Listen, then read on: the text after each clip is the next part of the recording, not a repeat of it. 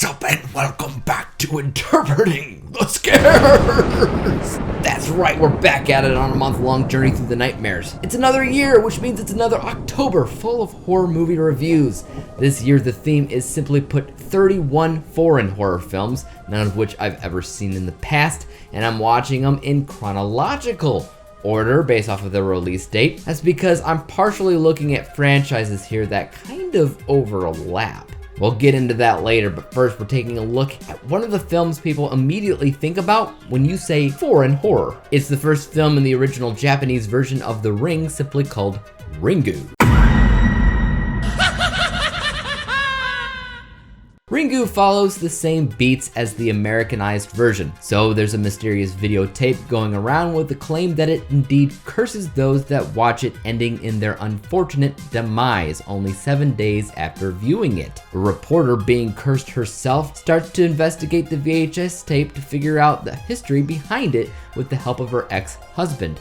The closer that they get to the date of their own deaths, the more they both begin to see things, impossible things. So I knew going in that out of everything that I'll be watching this month, this is probably going to be the film that matches the Americanized version the most. After the first Ring film, I feel like they went their own way, they did their own thing essentially, while the story of the first mostly mimics this, and that's pretty much true. Though when asked which one's better, that's not as easily answered. They both have a lot of positives and a lot of negatives, and at the end of the day, it's really gonna end up with which one you prefer to watch. And I'll tell you which one that I prefer to watch as well. But like I said, it does follow the same exact beats as each other, but where it differs is atmosphere and effects. The classic film has much more of a subdued and realistic look and feel about it, almost like it's not really trying so hard to be a horror film because scary things just kind of happen. And it's that shock to the system that I feel like might scare viewers more. There are still jump scares, mind you, at the sight of what happens to people's bodies when they die due to the ring. There's still tension, but it's not something that's there from beginning to end.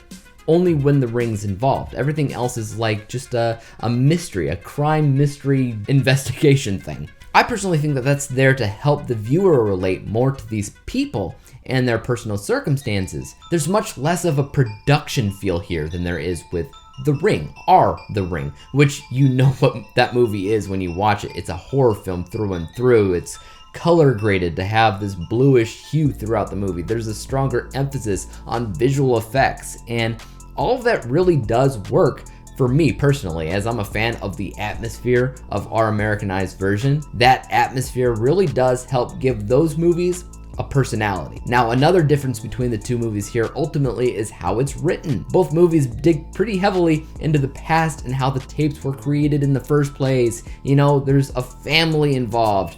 There's Samara in our version, Sadako in this version, basically the same character, but there's a lot more use of psychic abilities here than there ever was with The Ring. The Ring, Samara has psychic abilities both in life and death. That's basically why people look the way they do when they die. But in this, not only does Sadako have psychic abilities, her mother had psychic abilities, and so did the reporter's ex-husband in this movie, which is partially why she needed his help, because he actually knows things that can really help with the investigation. It seems to be a lot more prevalent in the supernatural for this series, and I have a feeling that that might be something that they explore a little bit deeper in the sequels. You know, psychic abilities in general. I could be wrong. I haven't seen the sequels. I eventually will, and we will find out. I will say the look of what happens in the tape itself is nearly identical to the stuff that happens in our version, especially with the woman brushing her hair in the mirror. But what differed was the tape seemed to have the prison break thing with the tattoos, basically, you know, in the tape itself. There's hidden meanings and messages and words and riddles that they uncover, which helps them on their investigation. I could be remembering wrong, but I don't recall that ever happening in our version. That's also something that they could dig deeper in with the sequels. They could find more hidden messages and meanings, but technically, that could get old after a while. So I hope they're smart about it. Overall, I could go on and on here comparing the two, and I hate comparing movies because I'd rather look at each version as their own thing. But sometimes movies are impossible not to compare, especially when you have something like this, when they both pretty much do exactly the same thing. So when I compare the two, I have to say, nostalgia alone, I prefer watching the American version. But this has some pretty strong arguments as well. There's a reason to watch and even prefer this version. Though it's not so good that I would say that it's obviously superior, or even one of the best foreign horror films I've ever seen. I saw better foreign horror joints last year for interpreting the scares.